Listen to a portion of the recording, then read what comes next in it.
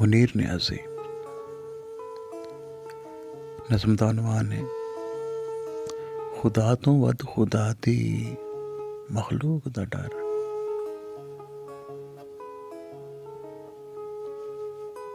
एक गल है मेरे दिल दे अंदर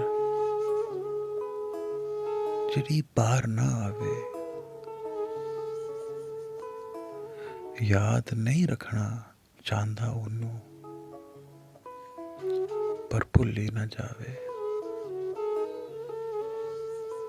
काफिर ना किते समझण मैनू दिल लोकां तो डरदा। ऐसे गल्लों डरदा मैं किते दिल दी गल नहीं करदा।